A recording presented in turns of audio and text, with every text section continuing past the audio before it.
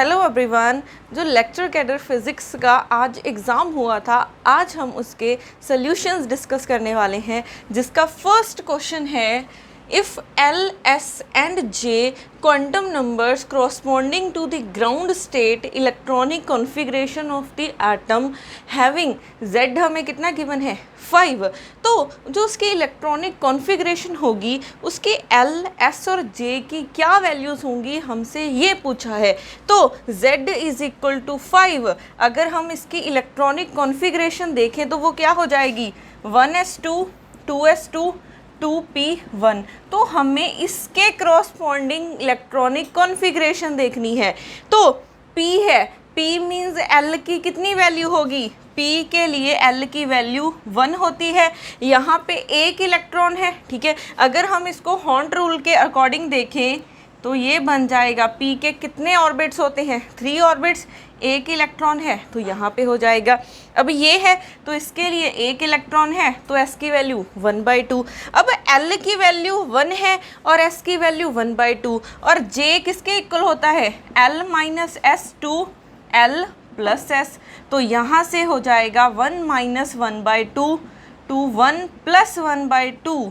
तो यहाँ से 1/2 और 3/2, बट ऑप्शन में तो एक वैल्यू गिवन है, ठीक है। तो हमारे पास यहाँ पे क्या आया है, L की वैल्यू 1, S की वैल्यू 1/2 और J की वैल्यू 1/2 और 3/2। अब हमें क्वेश्चन में पूछा है ग्राउंड स्टेट के लिए, ठीक है। ग्राउंड स्टेट के लिए अगर हमने चेक करना है तो हम कैसे चेक करते हैं। सबसे पहले हम देखते हैं कि ये जो ऑर्बिट है वो लेस देन हाफ फील्ड है या फिर ग्रेटर देन हाफ फील्ड है। इसमें एक इलेक्ट्रॉन है, इसका अगर हाफ देखें तो इसमें हम मैक्सिमम 6 इलेक्ट्रॉन भर सकते हैं। 6 का हाफ 3 हो जाएगा, तो ये तो 3 से कम है, एक ही इलेक्ट्रॉन है, तो ये लेस देन हाफ फील्ड वाला केस है। अगर ये लेस देन हाफ फील्ड वाला केस है तो हमारे पास जितनी J की वैल्यू कम होती है उतनी ही उसकी एनर्जी लोएस्ट होगी। अगर ऑर्बिट हाफ फील्ड से कम होता है या फिर हाफ फील्ड हो जाए तो जितनी J की वैल्यू लोएस्ट होगी उतनी ऑर्बिट की एनर्जी लोएस्ट होगी। तो इनमें से लोएस्ट वैल्यू कौन सी है, J हाफ क्या है, लोएस्ट है। तो J हाफ क्या हो जाएगा, ग्राउंड स्टेट के लिए J की वैल्यू हो जाएगी। तो क्या आंसर बनेगा, L की वैल्यू 1 होगी, ठीक है। L की वैल्यू 1 है, S की वैल्यू हाफ है और J की वैल्यू 1/2 है। तो यहाँ से ऑप्शन 2 करेक्ट हो जाएगा। ये बहुत ही इजी क्वेश्चन आया था टर्म सिंबल में से, ठीक है। तो ऐसे इसका सेकंड ऑप्शन करेक्ट हो जाना था। उसके बाद नेक्स्ट क्वेश्चन देखते हैं। नेक्स्ट क्वेश्चन क्या है, the Landes ji factor for the 3p1 level of the atom. हमें जी फैक्टर निकालना है इस टर्म सिंबल के लिए, ठीक है। अगर आप इस टर्म सिंबल को देखो, p है तो L की वैल्यू 1 हो जाएगी। यहाँ पे क्या होता है J, तो J की वैल्यू 1 हो जाएगी। वैसे अगर आपको ये नहीं याद तो टर्म सिंबल में हम कर चुके हैं, इसको आप कंपेयर कर सकते हो 2s + 1 LJ। तो देखो L की वैल्यू यहाँ पे P है तो L की वैल्यू 1 हो जाएगी, J की वैल्यू 1 है और ये 3 किसके इक्वल है 2s + 1 के। तो 2s + 1 किसके इक्वल हो गया है 3 के, तो 2s हो जाएगा 3 - 1 = 2। तो यहाँ से S की वैल्यू 1 आ जाएगी, ठीक है। S की वैल्यू क्या आ जाएगी 1 आ जाएगी। तो हमारे पास L की वैल्यू 1, J की वैल्यू 1 और S की वैल्यू 1 आ गई है। अब हमने G की वैल्यू निकालनी है, ठीक है। अब G की वैल्यू क्या होती है, ठीक है। लैंडेस जी फैक्टर क्या होता है,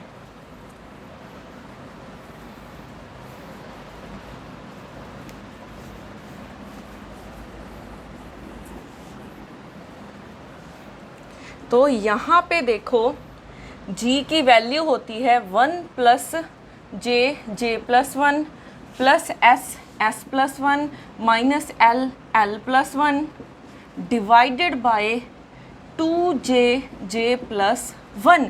अब J की वैल्यू 1 है, S की वैल्यू 1 है और L की भी वैल्यू 1 है। तो यहाँ से G क्या हो जाएगा 1 + 1 + 1 + 1 + 1 -1 प्लस 1 डिवाइडेड बाय 2 1 1 प्लस 1, तो यहाँ से आ जाएगा 1 प्लस ये 2, ये भी 2, ये भी 2 डिवाइडेड बाय ये 2 इंटू 1 2 इंटू 2 4 हो जाएगा, ठीक है। ये कैंसिल हुआ तो यहाँ से 1 प्लस 2 बाय 4, तो ये कैंसिल होके 2 आ जाएगा, तो ये 1 प्लस 1 बाय 2 एलसीएम लोगे तो क्या बन जाएगा 2 प्लस 1 बाय 2, ये हो जाएगा 3 बाय 2, तो जी की वैल्यू आ गई है 3 बाय 2, तो यहाँ से ऑप्शन बी करेक्ट हो जाएगा, ठीक है।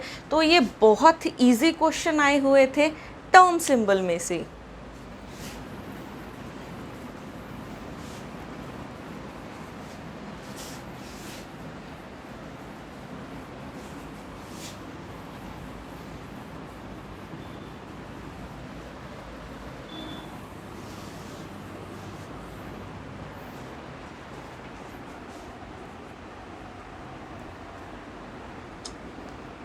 उसके बाद लिखते हैं थर्ड क्वेश्चन। थर्ड क्वेश्चन क्या है, दी hyperfine splitting of the spectral lines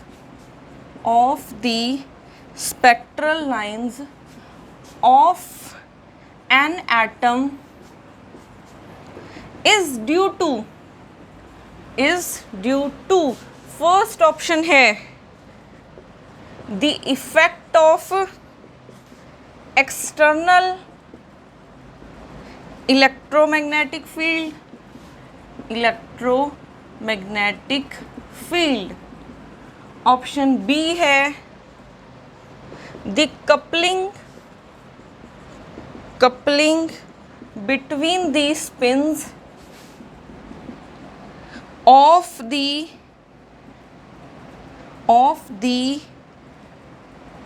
angular momentum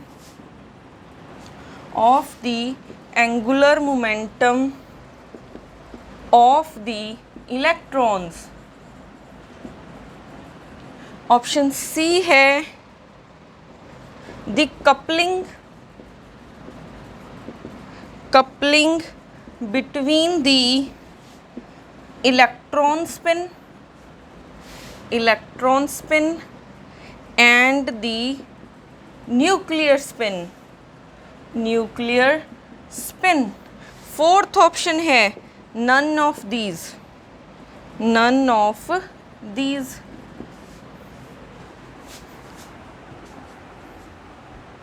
तो यहाँ पे देखो थर्ड क्वेश्चन क्या है, hyperfine splitting of spectral line. किसकी वजह से हाइपरफाइन स्प्लिटिंग होती है, ये हम एटॉमिक फिजिक्स में कर चुके हैं। हाइपरफाइन स्प्लिटिंग किसकी वजह से होती है, ये होती है अगर हम किसी एटम को मैग्नेटिक फील्ड में प्लेस करते हैं, तो एक तो एटम है, ठीक है, एटम के बीच में क्या होगा, एक न्यूक्लियस होगा, ओके, और एक इलेक्ट्रॉन्स होते हैं। तो अगर हम न्यूक्लियस की स्पिन की बात करें, जिसको हम न्यूक्लियर स्पिन भी बोलते हैं, इसको हम बोलते हैं आई से डिनोट करेंगे, ठीक है। जो न्यूक्लियर की स्पिन है उसको हम आई से डिनोट करते हैं और इलेक्ट्रॉन की स्पिन को हम जे से डिनोट करते हैं। तो जब आई और जे कपल करते हैं या फिर जब आई और जे की इंटरेक्शन होती है एक्सटर्नल मैग्नेटिक फील्ड के साथ, तब हमारे पास क्या होता है, हाइपरफाइन स्प्लिटिंग होती है। हम हाइपरफाइन स्प्लिटिंग में ऐसा ही करते हैं, एफ किसके इक्वल होता है, I minus J to I plus J. तो किसकी वजह से स्प्लिटिंग हो रही है, ठीक है, एफ की वैल्यूज़ हमें बताएंगे कि कितनी स्प्लिटिंग हो रही है। तो किसकी वजह से स्प्लिटिंग हो रही है, न्यूक्लियर स्पिन और इलेक्ट्रॉन की स्पिन के बीच में कपलिंग की वजह से क्या हो रही है, हाइपरफाइन स्प्लिटिंग हो रही है। तो अब देखते हैं कौन सा ऑप्शन इसके साथ मैच करेगा। तो अगर आप इसको देखोगे, the coupling between the electron spin and the nuclear spin, इसकी वजह से ही तो हाइपरफाइन स्प्लिटिंग हो रही है। तो यहाँ से ऑप्शन सी क्या हो जाएगा, करेक्ट हो जाएगा, ऑप्शन थर्ड करेक्ट हो जाएगा। अगर हम बाकी ऑप्शंस को भी देखें the effect of the external electromagnetic field, ठीक है। अब अगर हम किसी एटम के ऊपर ईएम वेव फॉल करवा रहे हैं, ठीक है, तो ईएम वेव्स तो किसी एटम के ऊपर भी फॉल कर सकती हैं, ठीक है। यहाँ पे मैं खड़ी हूँ, मेरे ऊपर सन रेज आ रही हैं, तो ये तो इसका एग्जैक्ट, ठीक है, कॉज नहीं है हाइपरफाइन स्प्लिटिंग का, तो यहाँ से ऑप्शन फर्स्ट इनकरेक्ट हो जाएगी, ठीक है, क्योंकि हाइपरफाइन के लिए हमें सिर्फ मैग्नेटिक फील्ड फॉल करवानी है। यहाँ पे इलेक्ट्रोमैग्नेटिक फील्ड में तो इलेक्ट्रिक फील्ड भी आ जाएगी और मैग्नेटिक फील्ड भी आ जाएगी। उसके बाद the coupling between the spins of the angular momentum of the electrons, उन्होंने कहा है इलेक्ट्रॉन्स का हम स्पिन को, ठीक है, इसको हम एंगुलर क्वांटम नंबर भी बोलते हैं, ठीक है, इसको angular quantum number of electron बोलेंगे, इसको angular quantum number of nucleus भी बोलते हैं। अब क्या जो ये स्प्लिटिंग हो रही है, जैसे सपोज कर लो किसी भी एटम में 2 इलेक्ट्रॉन्स हैं, तो एक का एंगुलर मोमेंटम J1, एक का J2, तो इसके कपलिंग की वजह से तो J की वैल्यूज़ आएंगी J1 minus J2 to J1 plus J2, ठीक है। तो अगर इन दोनों के बीच में कपलिंग होगी तो हमें J की वैल्यूज़ मिलेंगी, बट हाइपरफाइन स्प्लिटिंग J की वैल्यूज से नहीं होती, उसकी स्प्लिटिंग हमें कहाँ से पता चलती है, F की वैल्यू से। तो हाइपरफाइन स्प्लिटिंग किसकी वजह से होती है, जब कपल करते हैं न्यूक्लियर स्पिन और इलेक्ट्रॉन स्पिन। तो यहाँ से ऑप्शन 3 करेक्ट हो जाएगा, ठीक है।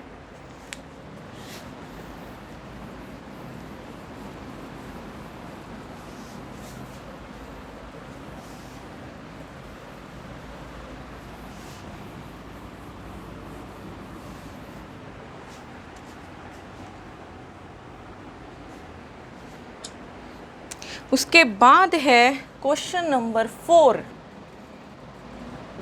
The perturbation due to the magnetic field is given by. Options है, first option minus mu dot B, B option है mu dot E, C option है माइनस म्यू डॉट ई, और डी ऑप्शन है none of these. इसके साथ ही question number 5 लिख लेते हैं। समरफील्ड थ्योरी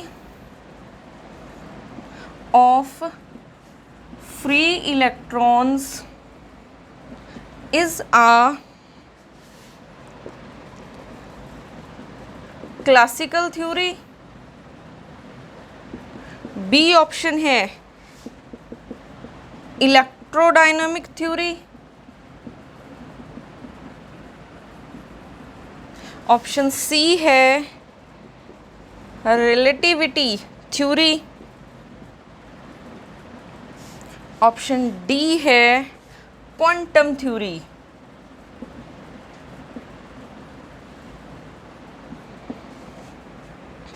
उसके बाद नेक्स्ट क्वेश्चन नंबर 6 है, which is the Bragg's law condition in the reciprocal lattice.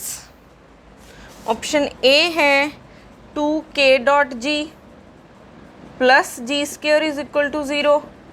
Option b है 2k dot g plus k square is equal to 0। Option c है 2k dot g plus g vector is equal to 0। Option d है none of these.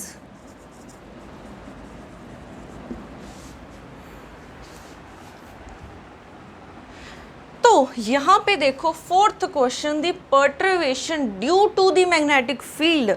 तो अगर हम किसी को magnetic field में रखते हैं तो उसकी क्या होती है, इलेक्ट्रॉन्स की ऐसे बोल सकते हैं कि एटम डिस्टर्ब हो जाता है, उसकी वजह से फाइन स्ट्रक्चर भी हो सकता है, हाइपर फाइन मीन्स स्प्लिटिंग हो जाती है एटम्स की, तो स्प्लिटिंग हो जाती है एनर्जी लेवल्स की। तो ये क्या हो रही है, सिस्टम को पर्टर्ब ही कर रहे हैं। तो जो इसकी पर्टर्वेशन टर्म होगी वो होती है, ये हम ऑलरेडी कर भी चुके हैं, माइनस म्यू डॉट बी, इसको हमने ई भी लिखा था, इसको हम इंटरेक्शन एनर्जी बोलते हैं, ठीक है, इंटरेक्शन एनर्जी। तो कितनी होती है interaction energy, minus mu dot b. तो यहाँ से ऑप्शन ए करेक्ट हो जाएगी, क्योंकि हम मैग्नेटिक फील्ड की बात कर रहे हैं, तो ये इलेक्ट्रिक फील्ड है, तो ये भी इनकरेक्ट, यहाँ पे भी है, ये भी इनकरेक्ट, नन ऑफ दीज, ये भी इनकरेक्ट, क्योंकि ऑप्शन ए क्या हो गया है, करेक्ट हो गया है, ठीक है। तो पर्टर्वेशन टर्म ये है। अब उसके बाद नेक्स्ट क्वेश्चन नंबर अगर हम 5th की बात करें, the Sommerfeld theory of free electrons, ठीक है, Sommerfeld theory of free electron, उन्होंने बोला है कि क्लासिकल थ्योरी है, इलेक्ट्रोडायनामिक थ्योरी है, रिलेटिविटी है, या फिर क्वांटम थ्योरी है। ये हम सॉलिड स्टेट में कंडेंस मैटर फिजिक्स में कर चुके हैं कि समरफील्ड थ्योरी एक क्वांटम थ्योरी है, ठीक है, ये एक क्वांटम थ्योरी है, क्योंकि यहाँ पे हमने इलेक्ट्रॉन्स को कम्प्लीटली फ्री मान के किया था, ठीक है। इस पे हम डिटेल्ड, इस पे एक आर्टिकल भी हम कर चुके हैं। तो समरफील्ड थ्योरी एक क्वांटम थ्योरी है, तो यहाँ से डी ऑप्शन करेक्ट हो जाएगा। उसके बाद क्वेश्चन नंबर अगर हम 6 की बात करें, which is the Bragg's law condition in the reciprocal lattice. Reciprocal lattice में ब्रैग्स कंडीशन क्या थी, ये तो हमने डायरेक्ट इसको ड्राइव भी कर चुके हैं हम कंडेंस में, और इसको हमने लर्न भी किया था डायरेक्ट।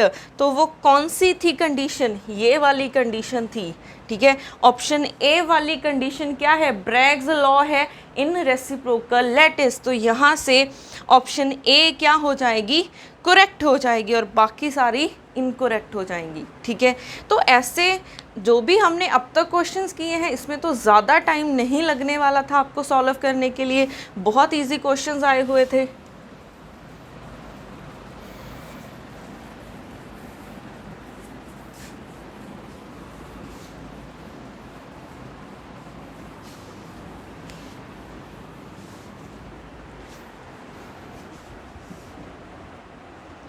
तो नेक्स्ट है हमारे पास question number 7, the temperature below which certain materials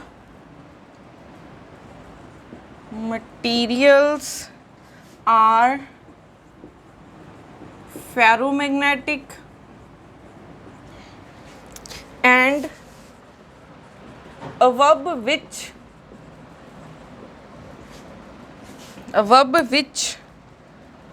the material is paramagnetic is called West's law, West's temperature, Curie temperature, option 3 nil temperature,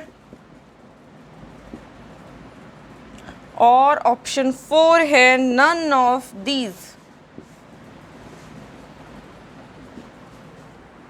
तो यहाँ पे उन्होंने क्या पूछा है, the temperature below which the material is a ferromagnetic, ठीक है। तो ये हम ऑलरेडी कर चुके हैं, एक टेम्परेचर होता है, ठीक है, ये क्यूरी टेम्परेचर होता है, ये एक क्यूरी टेम्परेचर है, इस टेम्परेचर को हम क्यूरी टेम्परेचर बोलते हैं। अगर आप इसके नीचे देखोगे तो आपको फेरोमैग्नेटिक मटेरियल मिलेगा, अगर आप इसके ऊपर देखोगे तो आपको पैरामैग्नेटिक मटेरियल मिलेगा। ये हम सॉलिड स्टेट में कर चुके हैं, तो यहाँ से हमारा ऑप्शन बी क्या हो जाएगा, करेक्ट हो जाएगा। तो ये तो डायरेक्ट कुछ भी सॉल्व करने की ज़रूरत नहीं थी, ठीक है, डायरेक्ट रिजल्ट पूछा गया था क्वेश्चन में।